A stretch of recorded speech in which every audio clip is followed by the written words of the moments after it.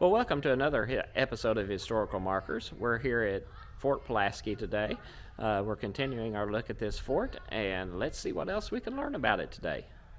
The rise, fall, and preservation of Fort Pulaski. Fort Pulaski was built by the U.S. Army Corps of Engineers in the wake of the War of 1812 to defend the port of Savannah. The fort is a third system fort constructed by both enslaved and free laborers between 1829 and 1847. Fort Pulaski is named in honor of Casemate Pulaski, a Polish cavalry officer that served in the American Revolutionary War. Pulaski fell leading the charge during the 1779 Battle of Savannah. Standing guard. The guardroom played a crucial role in defending Fort Pulaski by providing shelter for those on guard duty and housing the mechanisms necessary to raise and lower the drawbridge. In the back left corner of the room, giant iron counterweights connect to chains that controlled entry. Soldiers alternated shifts and worked on teams to raise and lower Fort Pulaski's drawbridge. Heavy lifters of the Civil War. The large carts before you are among a few original sling carts remaining. These carts were designed to transport heavy loads like timber and canyons by suspending the objects between them with ropes. Red hot shot. Hot shot furnaces were state-of-the-art for defense systems in their day. Soldiers heated cannonballs in specially designed furnaces until they glowed red hot. They carefully loaded the hot shot into cannons and fired at wooden ships. Even after skipping on water, hot shot could start disastrous fires. Although Fort Pulaski had 3 furnaces, hot shot was never used here. Hot shot became obsolete with the widespread use of ironclad ships and exploding shells during the Civil War. This memorial commemorates the act of Lieutenant Christopher Hussey of the Montgomery Guards and Private John Latham of the Washington Volunteers, the 1st Volunteer Regiment of the state of Georgia.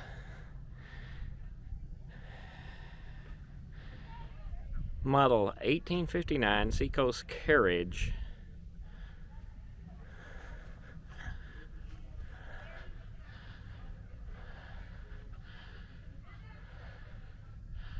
Key to the South. The Union Army took control of Hilton Head Island after the Battle of Port Royal Sound in November of 1861.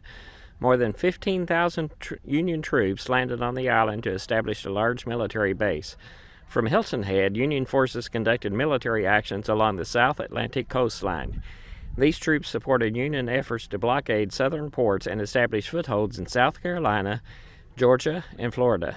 They also provided support for attacks on Fort Pulaski and Fort Sumter. Changing landscape. Here at the mouth of the Savannah River, Cockspur Island was a strategic military outpost from before the Revolutionary War until after World War II.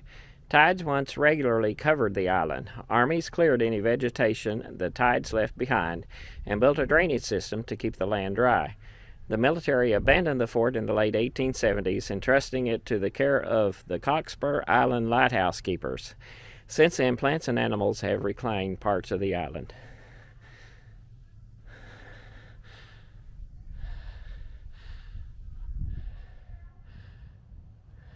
Parrott Rifle. On April 10, 1862, German volunteers of the 46th New York Regiment manned this gun and the one on the right. On that date, the guns bore down on Fort Pulaski from one of 11 federal batteries located on Tybee and McQueen's Islands.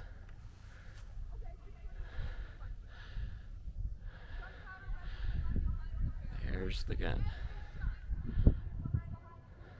The federal siege batteries, 36 big guns on Tybee Island, 1 to 1.5 miles away, converged their fire on the fort.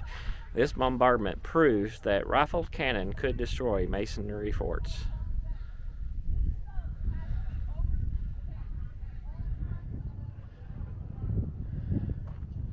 A devastating bombardment. April 10, 1862, the Confederates refused a formal demand to surrender because enemy guns were a mile away, more than twice the effective range of heavy artillery of the day.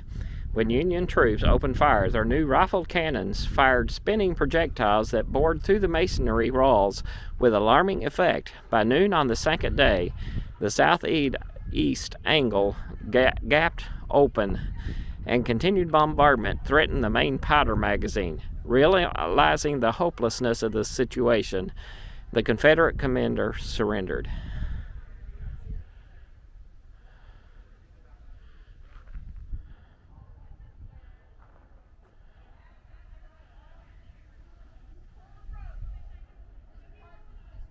The shifting shoreline. Cockspur Island was much smaller than it is today. Since the end of the Civil War through the 1980s, the Savannah River has dredged to make it deep enough for ocean-going container ships. River mud was deposited on the island, slowly expanding its footprint.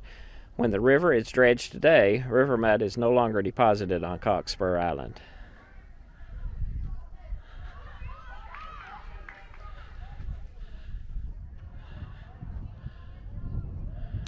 Casemate guns. Guns in the casemates proved ineffective during the siege. The Federals converted most of these casemates into quarters and later a prison.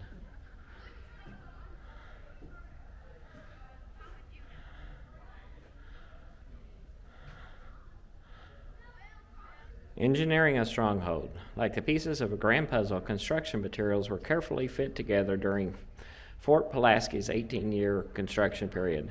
Locally manufactured gray bricks, known as Savannah Gray, make up 80% of the monument.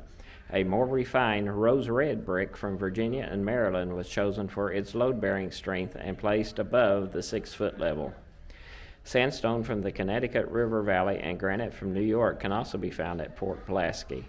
Sandstone ventilators outside casemate doors and slots in the wooden floors allowed air to move through the casemates, clearing smoke produced by the fort's cannons during battle. Membership roll of the officers and privates of the German volunteers. And there's lots of names listed there.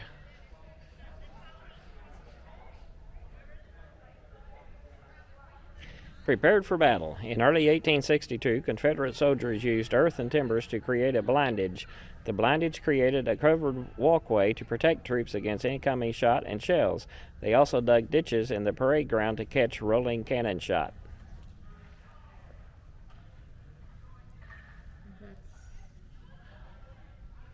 The Fort Pulaski Prison. Our new ration of cornmeal, sire, pickles, and 75 loaves of bread went into effect yesterday, and a terrible diet it is. That will kill some is evident. That's from a diary from Captain H. Dickinson. He and over 500 of his fellow Confederate officers were imprisoned here from October of 1864 to March of 1865. Apparently they're doing some work in this area, so I can't go in and actually look at it. Embedded in brick. Throughout the southern United States, including Savannah, enslaved people could legally learn to read or write because of this. Few written records were ever created by enslaved people. Despite this reality, echoes of enslaved people's stories can be found in the form of fingerprints and handprints left behind in the bricks that make up Fort Pulaski. Because brick making required the movement of many wet bricks, the fingers and hands of many pressed into the clay, leaving behind physical reminders of their daily lives. All too mortal. Confederate prisoners at Fort Pulaski, after surviving being fired upon by their own men in Charleston, South Carolina, nearly 600 Confederate officers were imprisoned in Fort Pulaski in October of 1864. As their legend began to grow, they continued to suffer during their imprisonment here until March of 1865.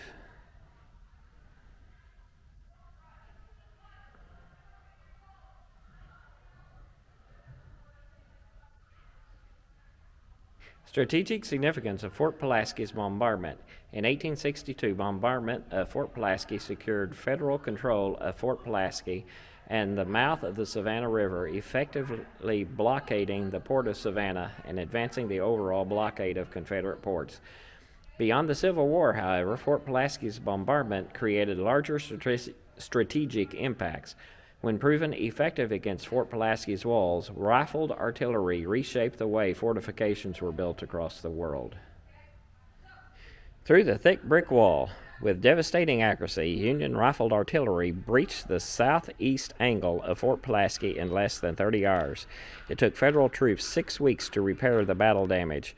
For the remainder of the war, Fort Pulaski was a Union outpost in the Deep South. Fort at play. The 48th New York Volunteers garrisoned Fort Pulaski after the Confederates surrendered the fort. On special occasions, soldiers invited guests from Hilton Head to enjoy a day of festivities and games. Sack and wheelbarrow races on the parade ground were often followed by lively music and feasting late into the evening.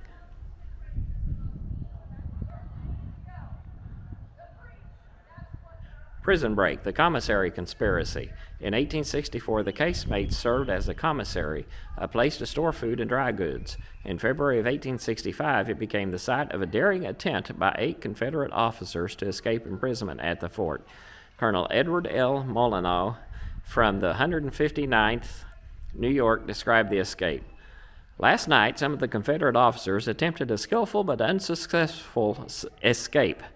By working an old vent hole into the subterranean chambers, they dug through another vent into the commissary's casemate. Then, by a rope, dropped into a ditch, swam the moat, and eluded the sentries under cover of a dense fog. They found the boats all guarded and were all recaptured. 8 attempted it, thin men who could squeeze through the holes. Engineering feats beneath the floorboards. In the 1890s, a fire ravaged this section of the fort, uncovering hidden secrets and engineering wonders beneath the charred floorboards. During the fort's restoration, this area was intentionally left exposed to allow visitors to admire these extraordinary architectural elements.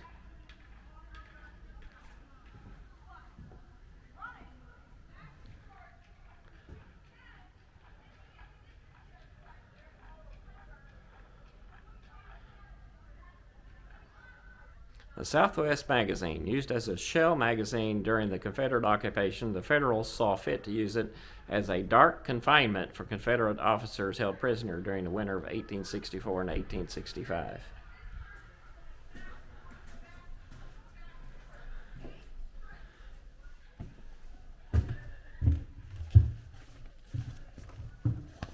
Certainly is dark.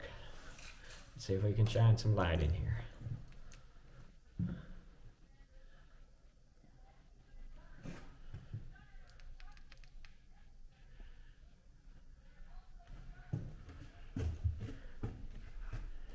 Federal Medical Dispensary. The garrison needed medicine to fight the diseases and treat the wounds that were part of Army life. And then up here, the Infirmary. Blessing or curse? During the American Civil War, nearly 2/3 of the 750,000 soldiers who perished died from diseases. This was a result of lack of understanding of germs and the insufficient medical care available during that era. Additionally, the disregard for sanitation resulted in additional fatalities caused by infected injuries and contagious diseases. And here's the infirmary.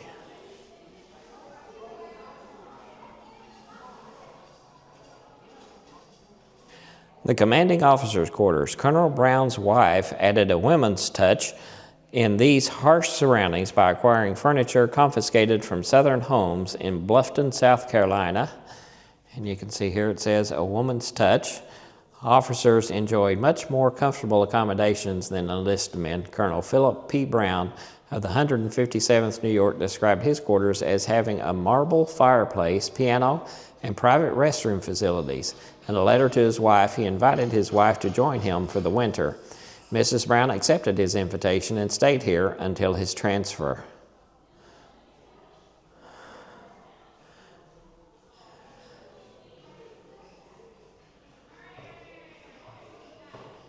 Tom's Pardon, a tale from prison. In October 1864, nearly 550 Confederate officers were imprisoned in Fort Pulaski under the watch of Colonel Philip Brown's 157th New York Infantry. Despite orders to give the prisoners starvation rations, Colonel Brown showed compassion by allowing his men to sneak them extra scraps of food. One Confederate prisoner later remembered Colonel P.P. Brown, I repeat, was a humane man. His soul revolted at the cruelty inflicted upon us by his superior officers. Still, hunger was overwhelming. Hunger drove our men to catching and eating dogs, cats, and rats. Now, when I can calmly think over the terrible ordeal, I wonder why we did not eat each other. wrote J. Ogden Murray. So when Colonel Brown's wife, Sarah, arrived at the fort with her ginger tomcat, Tom, his fate was uncertain. Murray described Sarah as a kind, noble woman and recalled how she secured Tom's safety with a heartfelt plea. We had cleaned out all the cats about the fort but one. He was the pet of Colonel Brown's wife. She begged us not to disturb him, so Tom came in our prison perfectly free from danger. Although I must say that about Christmas Day, the temptation was very great to make a Christmas roast of Tom.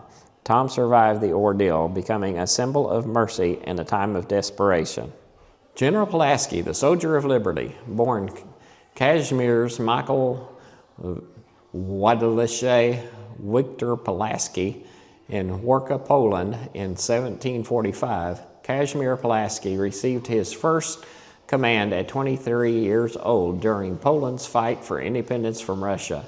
When Poland was defeated, Pulaski was exiled. A skilled horseman, Pulaski was recruited by Benjamin Franklin to organize cavalry efforts and serve as the Continental Army officer during the American Revolution. He arrived in the colonies, led a successful counterattack, then saved George Washington's life at the Battle of Brandywine, and wrote the first cavalry manual for the American Army. And here's a picture of Casimir Pulaski.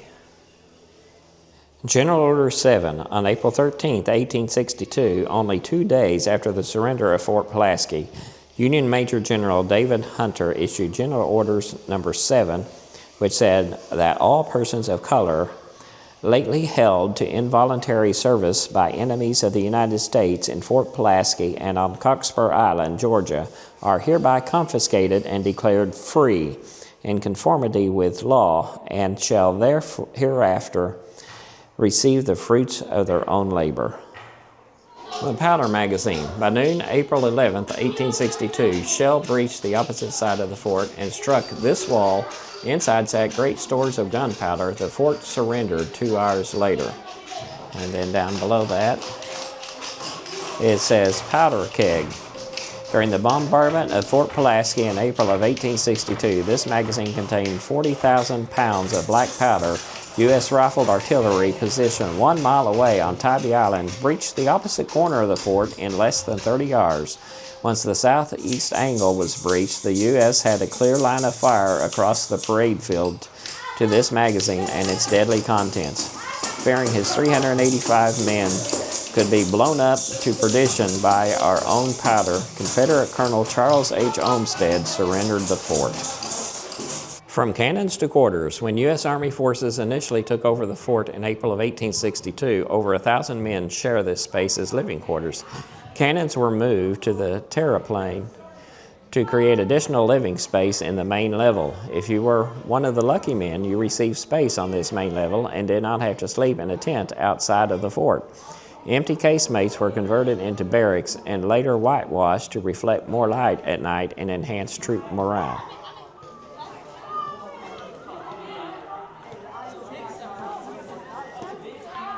Simple machinery, heavy lift. Moving heavy objects like 8,000-pound cannon barrels was a significant challenge for soldiers and engineers of the 1860s.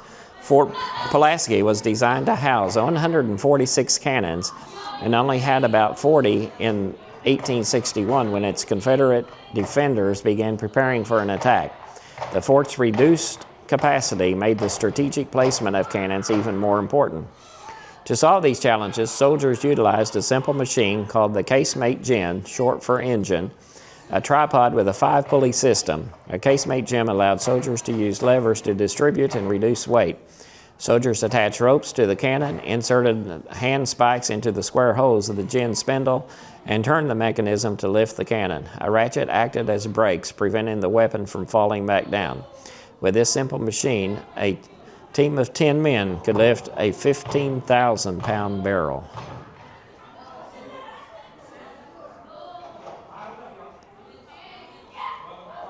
Officers' quarters, beds for the brass, sleeping accommodations for soldiers in Fort Pulaski depending on their rank.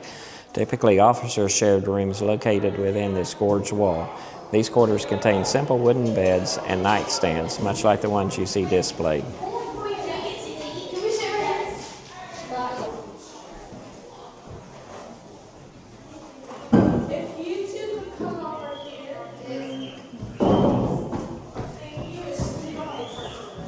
The Fort Supply Closet. The quartermaster's office was essential to the smooth operation of Fort Pulaski, where the quartermaster officer was responsible for repairing, counting, and distributing military equipment.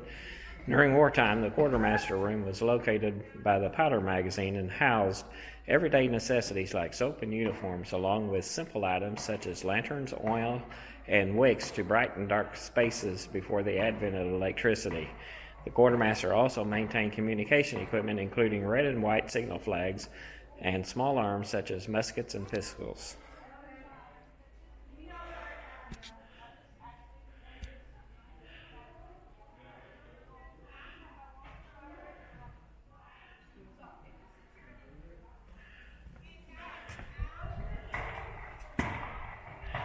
Smoothbore to rifled. Smoothbore cannons were the primary artillery for both Confederate and the U.S. forces at the onset of the Civil War. In use for centuries, these cannons have a smooth barrel and fire spherical projectiles, cannonballs. In contrast, rifle guns have spiral grooves in the barrel and stabilized bullet-shaped projectiles, enhancing range, accuracy, and allowing for heavier munitions at higher velocities. Officers' Mess. What's for supper? Soldiers at Fort Pulaski were organized into mess groups consisting of 5 to 10 men who took turns cooking for the group. Although there was an official kitchen located in the then flat Demulune outside the fort, many of the enlisted men cooked their meals on stoves inside the casemates.